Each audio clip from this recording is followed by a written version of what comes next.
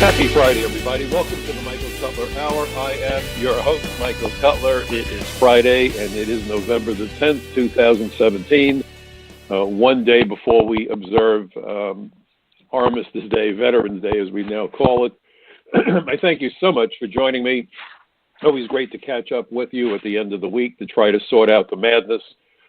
Obviously, no shortage of madness to be found in the news, or for that matter, on the streets of our towns and cities across the United States. For those of you familiar with me, you know that I'm a retired senior special agent with the former INS, the Immigration and Naturalization Service. And I began this program, or one similar to it, but I've been with this program for many years, with a simple goal of trying to provide as many of our fellow Americans with a true understanding of the significance of America's borders and America's immigration laws in the wake of the terror attacks of 9/11.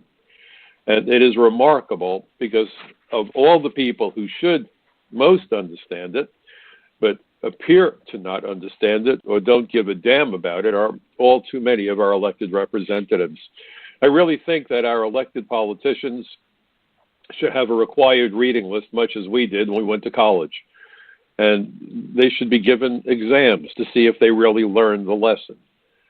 If you look at the 9/11 Commission report to which I provided testimony, 9/11 was only made possible, only could have happened because of multiple failures of the immigration system. And the lies being told by the politicians, by the pundits, by the pollsters, by the media are staggering. And so my job, as I see it, is to be the mythbuster, to provide you with the insight and the unvarnished truth about what is really going on.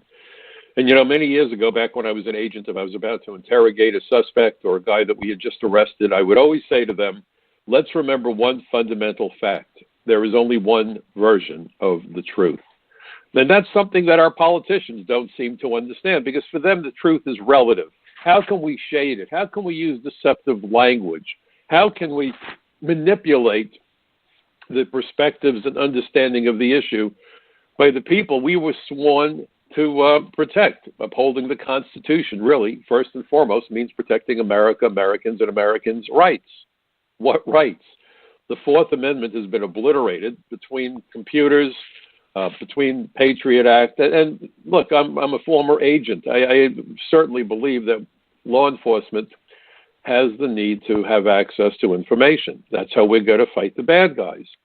But when we see our rights eroding, evaporating, being discarded like yesterday's newspaper, and we're not being made safer, then I have a real problem with it. This isn't just about hypocrisy. This is about a death toll. About 2 weeks ago, we had the death of 8 people in New York City. 5, as I recall, were from Argentina visiting. The irony, as was pointed out by one of my friends over at DHS, was, you know, Mike, he said, you always talk about how the U.S. Chamber of Commerce is doing everything they can to dismantle our borders in the name of commerce, tourism. What kind of commerce and tourism are we going to have when there's terrorist attacks? The Wall Street Journal just sent out a news alert within the last hour that record numbers of Americans, pardon me, are seeking to learn how to either flee or fight terrorists here in the United States. The American people have had it. And we're being told that the solution is to disarm America. What a brilliant idea. Terrorists don't care about our laws. They don't care about anything except killing us. So how wonderful that you have politicians that want to disarm Americans at a time when more and more Americans feel naked and vulnerable, and they've been put into that situation by our own government. And I'm not a conservative, but I am very strong on the Second Amendment. I don't believe that civilians should have anti-aircraft guns and automatic weapons and 50 caliber machine guns on their roofs. But on the other side of it, the Constitution is clear that Americans have the constitutional right to bear arms. Now, I think you should have to be carefully trained so that you understand not only how firearms work, but when you may and may not use deadly force, how to effectively use a firearm. As a federal agent, I had some of the best firearms training in the world, and I'm very comfortable around guns. And if you're going to carry a gun, then you darn well ought to know how to use the damn thing, just as though if you're going to drive a car, then you should know how to drive that car.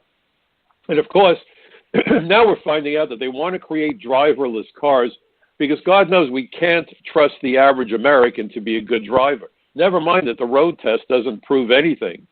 You know, the road test really hasn't changed from when I took my road test many years ago, too many years ago. You drove 20 miles an hour on a quiet street. You did a broken U-turn. You parked your car. You made a couple of left turns and a couple of right turns. They hand you a license. As far as I'm concerned, that's the equivalent of giving someone a pilot's license who never gets the airplane off the ground. Just taxi it around the airport for a couple of minutes and demonstrate that you can identify the instruments in the cockpit, and we'll give you a pilot's license. Could you imagine anything more ridiculous? That's what we do with driver's licenses. And why is that? Well, there's a money component. Car makers want to sell cars. Oil companies want to sell petroleum, or whether it's gasoline or oil for the engine. Insurance companies, tolls and speeding tickets and parking meters, and the list goes on. Everyone dipping into the till. And then, of course, you have the body shops when you bang up the car because you didn't know what you were doing, or some Nimrod who didn't know what he was doing or she was doing plows into you for no good reason. So rather than saying, okay, let's learn how to be better drivers, they say, great, let's automate the process and take people out of the equation. And that's going to go real well until someone figures out how to hack into the computers and the cars, and then one day there'll be a terrorist attack and 500 cars will pile up on a highway, and everyone will be scratching their heads and say, gee whiz, how did that happen? It happened because increasingly our freedoms are being taken from us, the freedom to drive a car. One of the last real big freedoms in America. Get behind the wheel of the car, you're in your own little cocoon, go where you want to go when you want to go. And if you look at police departments around the country with license plate readers, yes, you're out in the public domain, and if I was an agent, I suspect that kind of intelligence would be very helpful to me to do an investigation. But the technology that is now available is such that no one ever could have possibly imagined it when the Constitution was written. And I think the Founding Fathers are probably pinwheeling in their graves that on any given day, your exact location can be tracked, pinpointed, whether you're in a car or walking around with your cell phone and you're pinging off of towers, the illusion of privacy, the illusion of freedom, slipping through our fingertips. And no one's challenging anything. Get on an airplane. I'm waiting for the day when they tell us, get butt naked. We're not going to let you get on an airplane wearing any clothing because you might still be concealing a weapon. And there's enough of our fellow Americans that would very nicely take off their clothes and sit in an airplane in an examination gown, perhaps. And again, what are the alternatives? You know, do we not be careful? Do we be overly careful? And, you know, Ben Franklin said anyone willing to give up his freedom for security will have neither. And I really fear that we're almost at that point now, because all that we're getting from our elected representatives right now is illusions, magic act. And that's why I do this program, to try to look at the preceding week and look at it through the prism of my viewpoint, 30 years in law enforcement and even more years dealing with the immigration issue, because I stayed active in various ways after I stopped being an agent.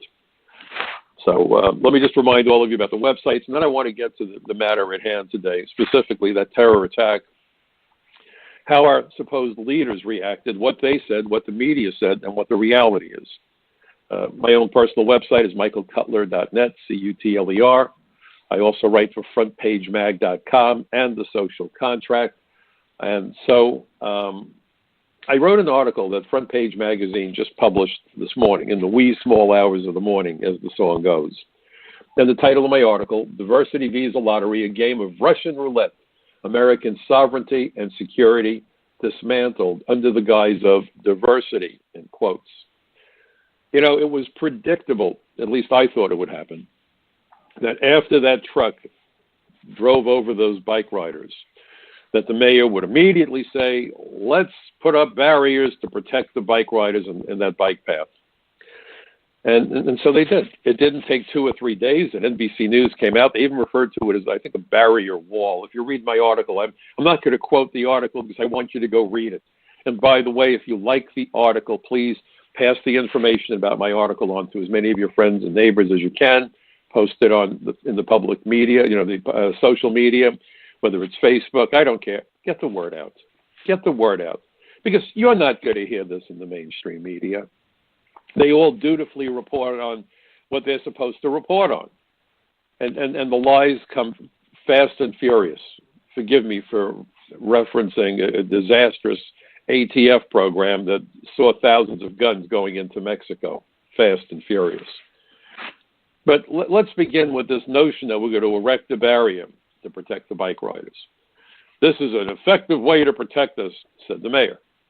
Don't put a wall on the border, though, to protect us from aliens who have no inherent right to come here. Don't put that wall on the border where you might stop the flow of heroin and meth and other narcotics into the United States, cocaine. Oh, no. No walls on the border. Those are walls of hate. But put up a wall around the bike path. That makes a lot of sense. So the first concern that we heard were people that routinely use the bike path said, wait a minute, if we crash a bike, and it sometimes happens, how in the world are they going to get an injured bike rider out of the bike path if they erect? But it doesn't matter because we need the walls on the bike path to protect the bike riders. Now, a terrorist looks at that wall and says, darn it, I guess I can't kill anybody in the bike path. So does that mean the terrorist goes home? No. He drives 2 blocks away and mows people down on the sidewalk. Or he or she will drive that truck down Midtown Manhattan until he gets to the intersection when the light turns red. So this guy is now number one waiting to cross the intersection, and as soon as the mass of humanity runs in front of his truck trying to get from one side of the street to the other, he just has to hit the gas pedal, and he can kill many more people than that piece of trash, that miscreant who ran down the 8 people killed. Anybody familiar with New York, when the light turns green during a workday, my God, it looks like the New York City Marathon. I can't tell you how many people cross at every intersection. So imagine a guy in a truck saying, well, here come the pedestrians, and he nails the gas, and we have carnage. What did the wall on that bike path do? Nothing. Why is it done? It looks good. It's a sound bite. It creates the illusion.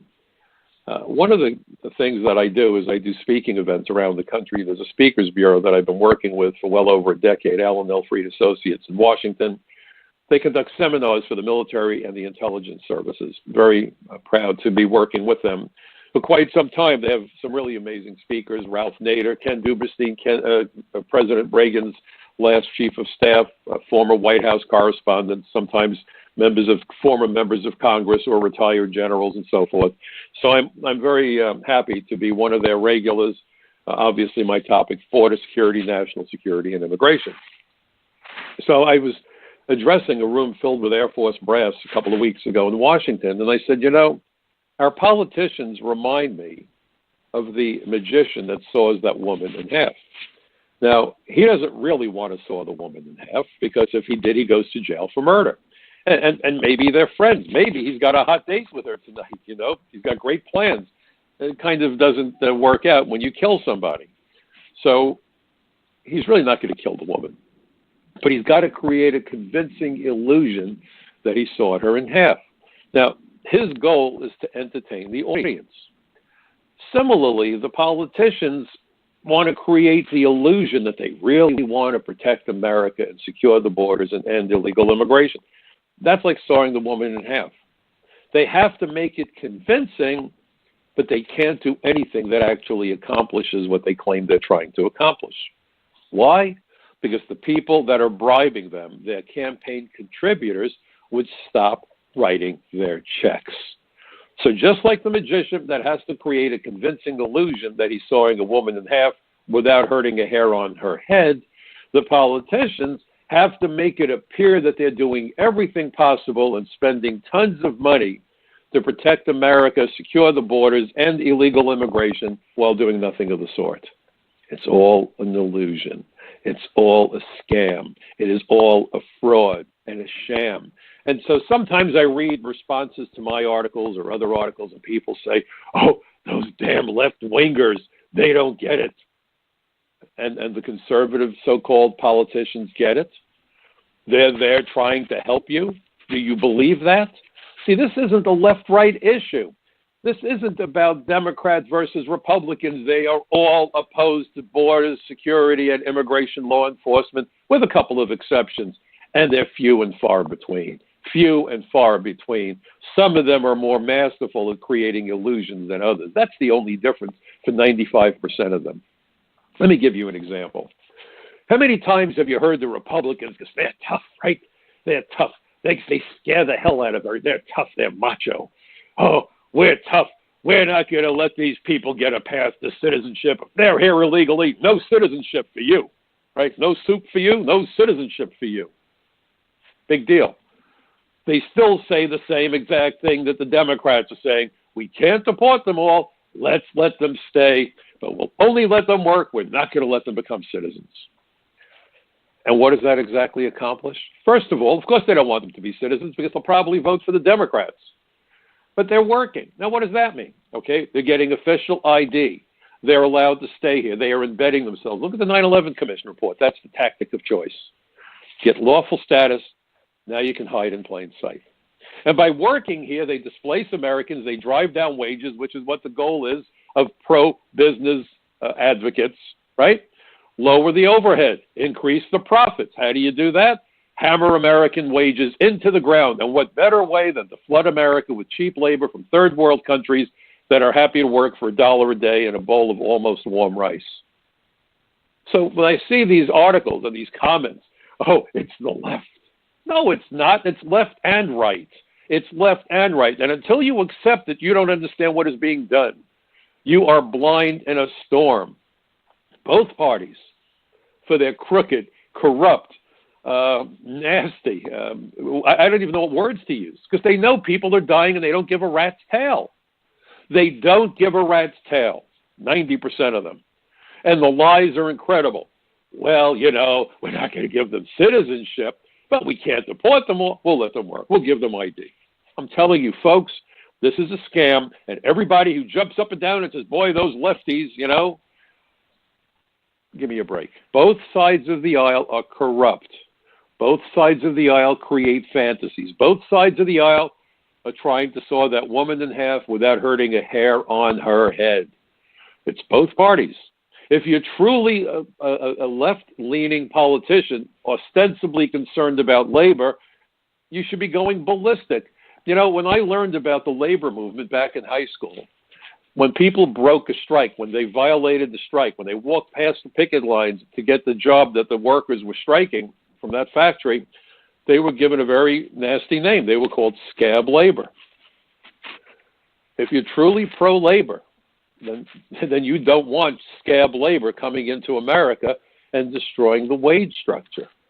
Because, you see, these people aren't Democrats. The Democratic Party used to be the party of labor, used to be the party that provided the counterpoint to the Republicans. The Republicans tended to support the factory owner, the business owner, which is fine. Both sides of this debate, by the way, have reasonable arguments and unreasonable arguments. So the political process, by being balanced, kept things in check. You know, both sides have valid concerns. And so it made sense to have the Democrats look out for the labor. It made sense for the Republicans to do what they could to help business owners. But it was the Democrats who stabbed the average working family in the back. And when they stepped off the scale, when they stepped off the seesaw and went off on their own saying, let's flood America with new voters and cheap labor, guess what happened? The average American worker and his or her family were left out in the cold. And that's how we got to this point. And that's why you have people now declaring their cities and states to be sanctuaries, even when they commit felonies. How in the world does that make sense? You know, I'd love to ask these individuals, the advocates for sanctuary cities, why do we arrest criminals? And the answer they probably give you is, well, to punish them and keep them off the street. Then if you have a criminal who shouldn't even be here, deporting that alien once he or she gets out of jail solves the problem of recidivism. And when you look at what happened to Kate Steinle in San Francisco, and that cretin who killed Kate Steinle is accusing the system of being racially motivated in prosecuting this guy for killing that young woman, your head wants to explode. And so we have a country today that's being divided by everybody. Forget e pluribus unum. Forget it. And if you look at the pollsters, Latino voter, black voter, Jewish voter, Christian voter, Southern Baptist voter, evangelist voter, my gosh, why aren't they doing it with eye color, hair color, and height? Why don't they talk about people that are over 6 feet tall and people who are under 5'8"? You know, why can't we get even more divisive? Because that really seems to be the goal.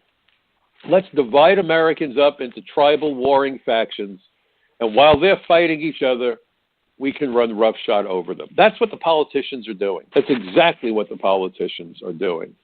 They're talking about how we have to appeal to the Latino voter. Do you really think that an American citizen whose last name is Rodriguez or Garcia or Sanchez or Morales wants something different from an American whose last name is Goldstein or Jackson or Smith? Of course not. Fundamentally, all Americans want to know that our military keeps us safe from the loons overseas. Think about North Korea, think about Iran. Want the criminals off the street, that they want the police to be effective. They want the schools to educate their kids. They want to know that their children can write the next success story in America. That's what they want. And our immigration policies are diametrically opposed to each and every one of those goals. I want you to think of immigration through a slightly different perspective. The primary mission of all 5 branches of the U.S. military is to keep America's enemies as far from our shores as possible. That's just the way it is. That's why we have a military.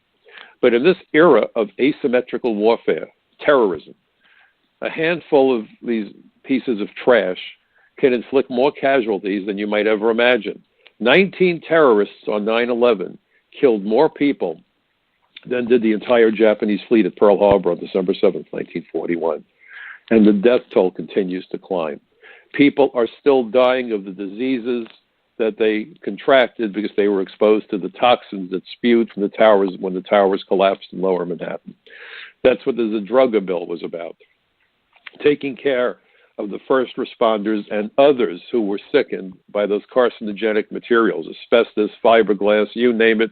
I'm not even sure they even know what was in that lethal soup that the people were inhaling. But again, think back to 9/11. The EPA said, oh, that air smells terrible and it looks nasty, but we've done a study and it's 100% safe. Nothing to see here, folks. Keep on moving. Nothing to see here, folks. Because the real estate in Lower Manhattan is very, very, very expensive. It's prime time. It's right next to Wall Street.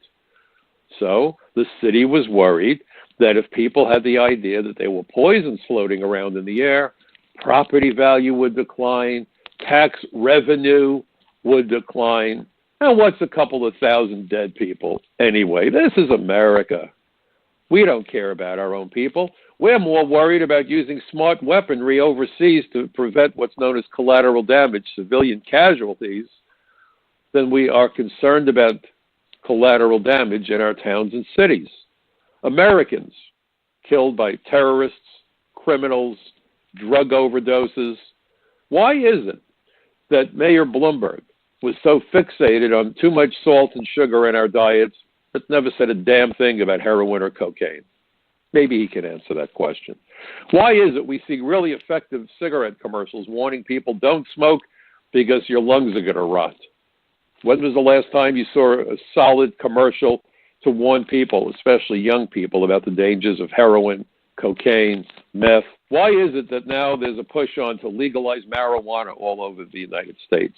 Now that the Democrats control more of New Jersey, now they want to legalize pot in New Jersey. How wonderful that I might be on the road with someone who's bombed out of his gourd. That really gives me the warm fuzzies.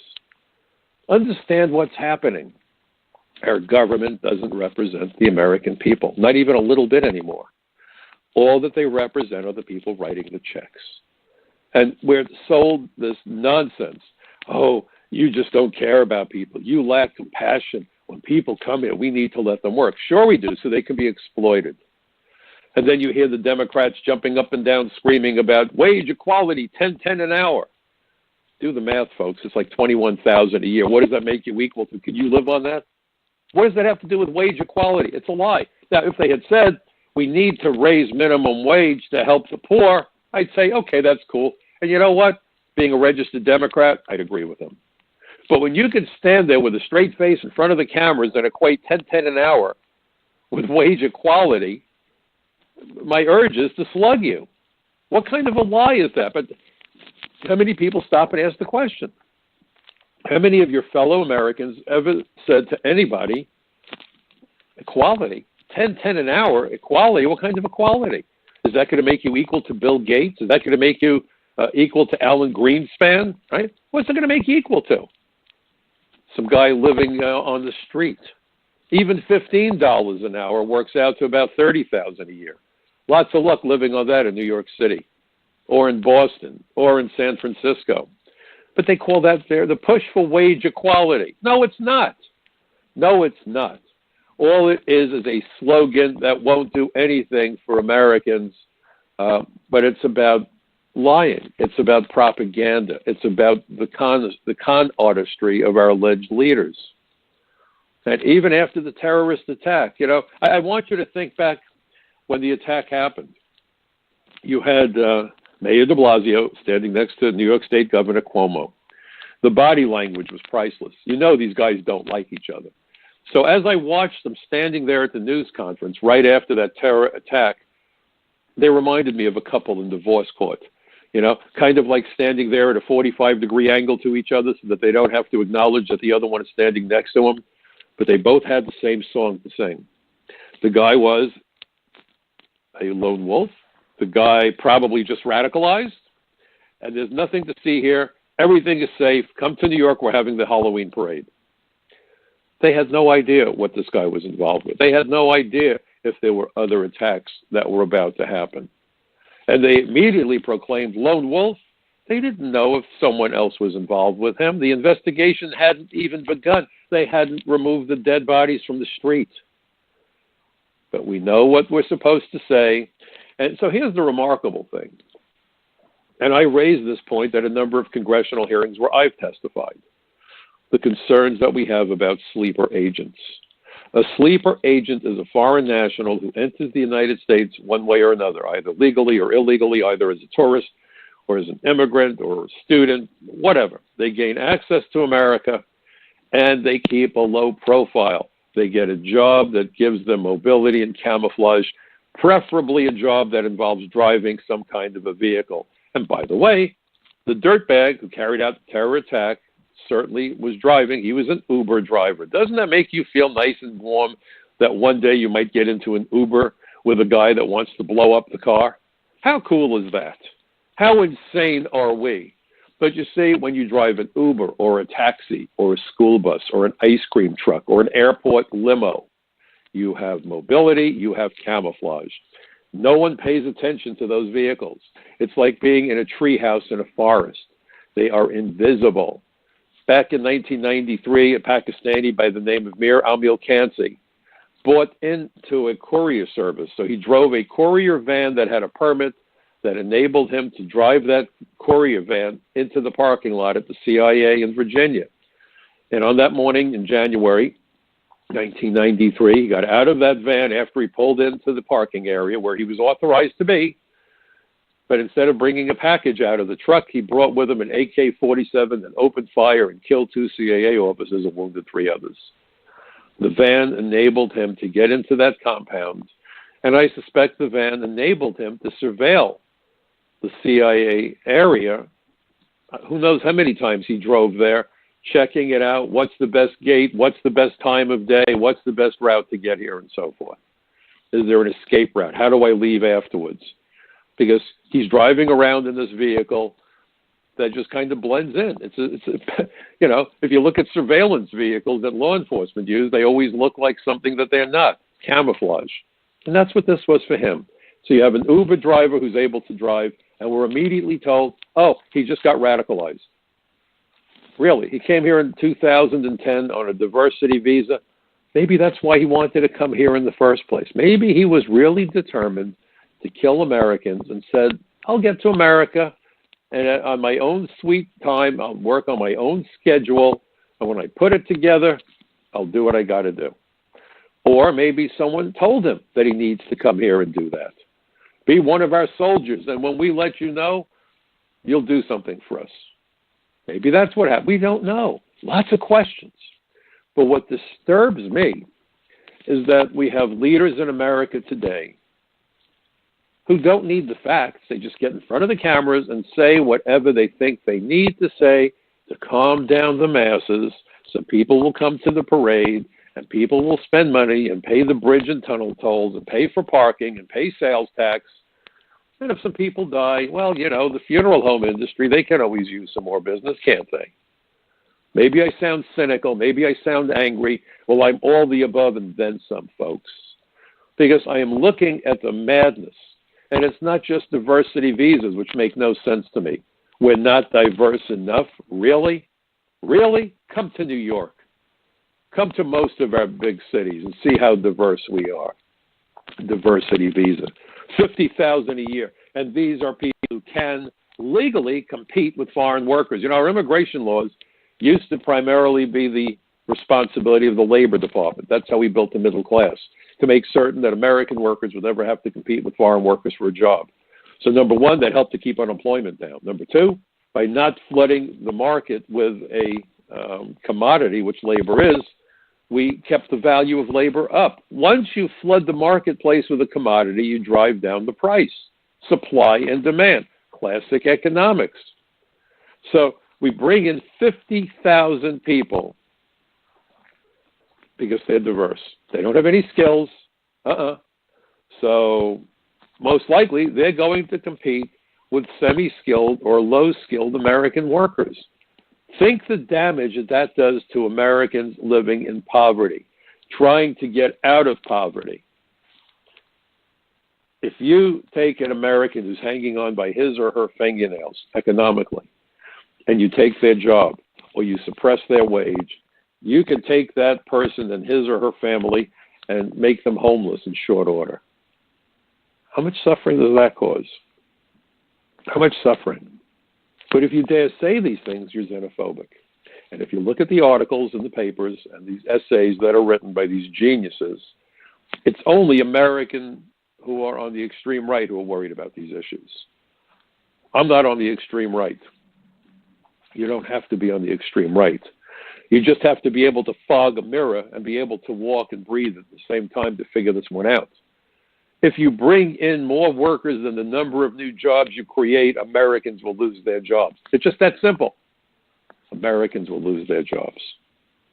And neither party gives a rat's tail. And you finally have a president by the name of Donald Trump who says, I'm going to bring jobs back to America, and we're going to make sure that American hands do the job, and people are screaming. Why are they screaming? The masses are asses. We always used to say that when I went to Brooklyn College. The masses are asses. It's not enough to bring jobs back to America. It's about making certain that Americans get first shot at the jobs. And when the president says that, he gets attacked by both sides. By both sides. Believe me, the Republicans and the Democrats, there isn't much space between them. They are both the party of betrayal for Americans. I am telling you that when you have Republicans telling you that I am tough, I'm a Republican, I'm a conservative, and I will not vote to give illegal aliens citizenship, big deal. But they are willing to vote to let them stay and work and get official identity documents and lawful status. And therein lies the issue. Therein lies the issue. This is, as I've written in several articles in the past, failure by design. Do you really believe that a country that 45 years ago, I guess it's 45 years, I'm trying to do the math, 1969, we sent men to the moon. Think about that. It's more than that, right? We sent men to the moon repeatedly and brought them back safely, every last one. We didn't lose a single astronaut on a mission to the moon. Even Apollo 13 that suffered that catastrophic explosion, it was catastrophic to the mission, but they were able to swing around the dark side of the moon, the far side, that is to say, and then return safely to the Earth. Now, in fact, I met Jim Lovell. What an amazing experience that was, mission commander for Apollo 13. I met Gene Kranz. These guys are American heroes, let me tell you. But we never lost anybody. No country has yet sent men to the moon, or women, or any living thing. And we did it repeatedly, much more than 40 years ago. But today we're being told that if we don't import the world's best and brightest, we're going to fall behind. Sure thing. Sure thing. You look at all the firsts that America has achieved, and you look at the abusive language being used by both politicians. This is remarkable to me. For all of the breastbeating about safe spaces and don't use insulting language. And we can't even say on the train today, ladies and gentlemen, because goodness, somebody on the train might not be certain about his own or her own. I don't even know what words to use anymore. And that's really I think this is really part of the idea that we stop communicating with each other. We're going to be balkanized. It's been estimated now that 1 in 5 American families don't speak English. And even when we do speak the same language, do I say ma'am, sir, hey, you? I mean, how are we supposed to address each other so we don't, quote unquote, offend anybody? But the same politicians are quick to talk about Americans that won't do the work or can't do the work or too stupid to do the work. We can insult Americans. That's okay. Look at the playbook that they're dealing with, or that we're dealing with, because they're using that playbook against us. They are using that playbook against America and Americans, and we are dopey enough to fall for this madness. And I was watching a conservative program right after the attacks. And this young lady who came on had a CIA analyst, I guess, former CIA analyst on the program. And she actually said to him, well, from what we know, this guy came here in 2010, so he's really, maybe homegrown because he's been here since 2010. Homegrown because he's been here since 2010? She said it's not like he just came here as a refugee. He's been here. So he's homegrown, isn't he?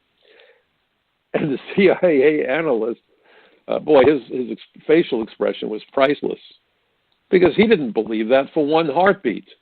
But here we are listening to an alleged conservative program on a conservative network referring to this guy or trying to get this guy to be painted as a homegrown terrorist. Why? Because homegrown takes immigration out of the equation. You can't link immigration to terrorism. Now, you may think that's absurd, but let me tell you something. I did a couple of hearings at the behest of Sheila Jackson Lee. The first hearing that I did for her was back in March of 2002, when to everyone's shock and horror, it was determined that 2 of the dead terrorists, Mohammed Atta and Marwan al-Shehhi, this is from the 9/11 attack. In fact, Atta was the ringleader. And both of them, 6 months to the day after the attacks, were granted authorization to attend flight school. Flight school. So the world knew they were dead. The world knew they were terrorists. And the computer company hired by immigration gave them authorization to attend flight school. Why we needed a computer company is beyond me, but that goes with the mythology that we've got to privatize everything because the private companies do it better than government. Right. Companies like Enron, AIG, General Motors, sure, they're brilliant. Give me a break. So I did a hearing for Sheila Jackson Lee about that nexus between terrorism and immigration. I did another hearing for her about alien smuggling, and I said, look, if you're going to do a hearing about smuggling, it's not just the Mexican border. You need to look at visa fraud as being a form of alien smuggling. And we did it. And in fact, the topic of the hearing got changed somewhat, and they incorporated the phrase pushing out the borders, because I made the point that when aliens are required to get visas, the border of the United States moves from the international airport or whatever port of entry they're coming into to the office overseas at the embassy or consulate, the U.S. embassy or the U.S. consulate, where they issue the visas. So we push America's borders out. That became part of the title. And a year or two later, in the middle of a hearing, I said to Jackson, I believe it was Ms. Jackson Lee, I said, look, if you look at the nexus between immigration and terrorism, and a couple of the Democrats sitting at the dais at that hearing in the House of Representatives went nuts. And they said to me, Mr. Cutler, there is no nexus between immigration and terrorism. There is no nexus between immigration and terrorism. Stop and think about that. There is no nexus. If you look at the 9/11 Commission report, it was crystal clear that it was multiple failures of the immigration system that enabled the terrorists not only enter the country, but embed themselves, hide in plain sight. But the narrative had to change.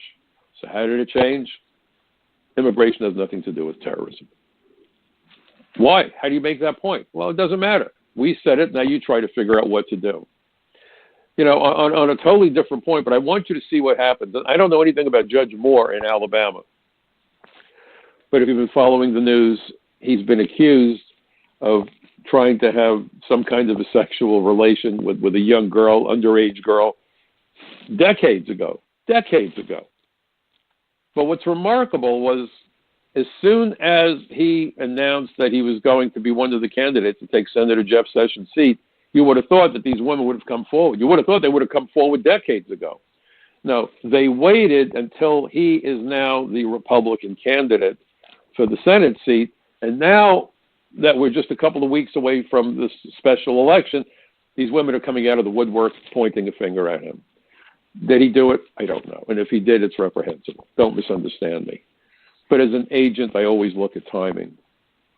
And I was just discussing this with several friends and also on a couple of the radio shows where I appeared this week.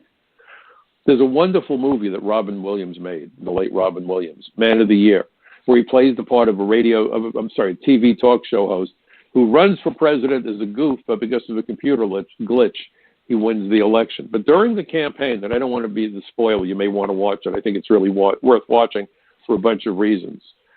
But at one point, his campaign manager said, look, all you got to do is accuse your opponent of having sex with farm animals. And Robin Williams' character, he plays as part of this guy, Tom Dobbs, looks really perplexed. He said, well, how the hell do I prove that he had sex with farm animals? And his advisor said, well, that's the beauty of it. And it's something LBJ used to say. Because once you accuse him, you don't need the proof that he did. Your opponent is going to spend the balance of the campaign trying to prove he didn't. They do that with Donald Trump, accusing him of being xenophobic and a racist. I don't believe he is. But they make the accusation, hoping that they can goad him into wasting valuable time. George Bush Sr. did that to Mike Dukakis when he called Mike Dukakis a liberal. Mike Dukakis, being the weak leader that he was, or non-leader perhaps, would come out there and waste time for weeks. I'm not really a liberal. I'm a liberal on some issues, not on other issues. On Thursdays, I'm a liberal. Fridays, not so much. He destroyed himself. He should have owned it and moved on. Here's a good definition for liberal. If that's what you're talking about, George, that's who I am. Why aren't you? Let's get back to the issues. But once you bog people down with an accusation, you don't have to prove it. That's why politics is so dirty. That's why decent, normal people don't run for office. This is a food fight on steroids. Now, again, I don't know what Judge Moore's story is. I knew nothing about him other than the fact that he's a Republican candidate for the Senate. But the timing disturbs me. The timing tells me something is not quite right here. These women waited until they're just a couple of weeks away, and so there's no time to replace him on the ballot, and they figured they're going to destroy him this way. Perhaps, something worth thinking about. But this is the tactic that we keep seeing. If you say that you're in favor of immigration law enforcement, common sense says you should be labeled pro-enforcement. You would think. Except the label that you get, including in the conservative media, is anti-immigrant. If you don't want secure borders, if you don't want the immigration laws, and basically you want immigration anarchy, you're described as pro-immigrant. These words have impact, folks. They really do. And they mislead, and they intimidate, and they make it impossible to have an honest conversation. So the dividing line is pro-immigrant versus anti-immigrants. And if we are a nation of immigrants, then being anti-immigrant is being anti-American. That's how it works. And don't use any language like alien that might be derogatory, even though the A in DREAM Act is alien, as in alien minors.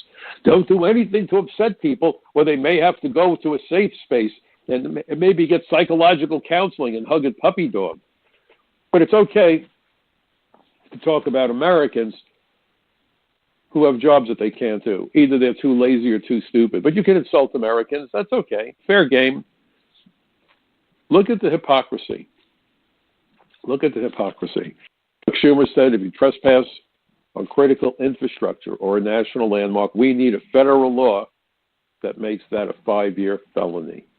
But if you trespass on America, Chuck Schumer wants to give you citizenship. The hypocrisy blows my mind, and no one's paying attention. They talk about a wall on the bike path. And I didn't see a single commentator stand up and say, wait a minute, is that really going to solve the problem? Is that really the solution? So the truck driver just goes a block away and drives on the sidewalk or runs through an intersection when pedestrians are crossing. Why would you put up a barrier? How is that the solution? No one questions it. No one questions it. No one questions the idea that they hadn't even really begun the investigation when already we were told that the guy was a lone wolf and he was radicalized, self-radicalized in the United States. Really? We don't even know anything about the guy. You know, they're still trying to do the investigation to figure out who he might be associated with. But our leaders have told us, nothing to see here, folks. Keep moving. Come to New York. Spend your money. Everything's right with the world. The guy's a lone wolf. We got him. The threat is over. God forbid, could you imagine if there had been another terrorist attack? Can you imagine? But it won't matter because we are a country of short memory. How many Americans remember the EPA telling the people in lower Manhattan that the air smells crappy, it looks ugly, but it's perfectly safe? It's perfectly safe. To have such a blasé attitude about the lives of innocent people, to not give a damn about them, rattles my cage in ways you can't imagine. Having lived through 9/11 in New York, I can't begin to tell you how angry it makes me. And now, of course, the focus, because of this attack, is on these diversity visas. And really, please go to the front page mag and read my article. I think you'll find it interesting. But that's not the only sort of visa that has been exploited, right? We found out, if you look at some articles that were published within the past couple of years, thousands of foreign students have come to America and got lost. We don't know where they are. And some of them are from countries that sponsor terrorism. By the way, the diversity visa involves lots of countries that have a nexus to terrorism. No one's focusing really on that. Maybe a little bit, but not particularly. And so it's both sides of the aisle that gave us the diversity visa. It was Ronald Reagan who gave us the first disastrous amnesty. And people always say to me, oh, you know, Mr. Cutler, he always said that was a big mistake. He was misled. And I don't always agree with Bill O'Reilly, although I was on his show a few times. He's a character, Bill. But he did the research and said, I've looked and talked to people and can't find any evidence of any speech or any statement that President Reagan ever made where he said, I was misled or this was a big mistake. Some of the people who worked for him have subsequently said that. Reagan never said that, and I can't find any evidence of it. But what he did do was put in a confidentiality clause so that as an immigration agent, I could not share an amnesty file with any other law enforcement agency where all other immigration materials are subject to being shared. So if the FBI came to me when I was an agent and said, look, we got a guy driving through Midtown Manhattan, and we think he has an atom bomb in the back of his truck, do you have his photo? Do you have his address? If the only place where I had it was within his amnesty file, if I turned that over to the FBI, I would have been committing a 5-year felony. Why? Do you know that President George W. Bush and his sidekick, Michael Chertoff, declared illegal aliens are covered by the Privacy Act by executive order? Really? Illegal aliens protected by the privacy laws? The privacy laws only were supposed to protect United States citizens and aliens with green cards, lawful immigrants. President George W. Bush protected illegal aliens from scrutiny by including them in the Privacy Act. Both parties did this. Clearly, Obama did more damage to us than any president that I could even begin to imagine. But he wasn't unique in that he was not the first president to do these things. Jimmy Carter, the guy who started this nonsense about the Orwellian newspeak.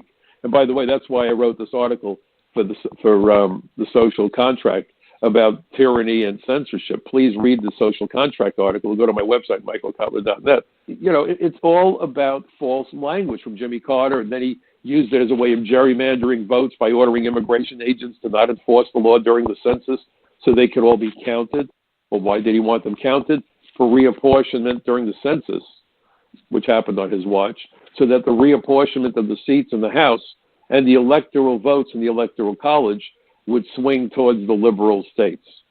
That's what that was about. So, you know, you look at both sides of the aisle. Both sides of the aisle are globalists. Both sides of the aisle are trying to saw the woman in half, that magician's trick, while making certain that not a hair on her head gets disturbed. And what bothers me perhaps the most, folks, is that Americans have become intimidated. They don't want anyone to think that they're not nice people. And when accusations fly, the average American says, oh, gee, I'm sorry. They get very meek. They get very quiet. They kind of look at their feet. They don't make eye contact. They kind of look like the spouse of an abusive spouse. You know, they've been beaten so often that they're afraid to make eye contact. No, please don't hit me. Don't insult me. I won't make that mistake again. I promise. I won't use those terms. I'll be a good person. Really? We get insulted by our politicians. We're told that we're lazy and stupid and no one stands up to them. We're told that you have to accept the idea that criminals are going to come into the country. That's just it, the new normal. And we're supposed to say, oh, well, we can deal with that. Hopefully nobody I know gets killed. We can hope. Really? Is that how America was built? Folks, we've got to grow a spine. When people do this to us, we need to stand our ground peacefully, logically, intellectually, but don't get pushed around. Don't get pushed around because we're being backed into a corner. And that can't end well. The politicians need to know that we're not as stupid as they hope we are. And the people who disagree with us need to damn well know that as Americans, we have as much right to our opinions as they have to theirs, and we won't be pushed around. You know that line from the movie Network, I'm mad as hell and won't take it anymore? That has to become our attitude. People are dying as a consequence of this madness being foisted on us. And if that can't get you motivated, then maybe you need to go see a psychologist or a psychiatrist. The future of our country, the future of our children, the future of their children all hang in the balance. Stand your ground. Speak up for yourself. Don't be bullied or intimidated. The best way I could put it is be an American. Be an American. Show people that you're smart and that you have low tolerance for being bullied. That's how this country was built, by real Americans of every race, every religion, every ethnicity. This cowardice that I'm witnessing disturbs me greatly. And so tomorrow, as we remember our veterans, let's all of us remember why they made those sacrifices to defend and create this incredible country that's in trouble right now because we have not been willing to stand up and be heard. First Amendment is important, but it could become a vestigial organ if we don't exercise it. Please, folks, get involved. You know, I always like to make the point that democracy is not a spectator sport. I'm not certain if I'm going to be able to tape a program for next Friday. I have a reunion. But if I can, I will. And if not, I will certainly be back here 2 weeks from today on the Michael Cutler Hour. But meanwhile, have a good weekend. Remember the veterans. And please get involved. See you next week, everybody. So long.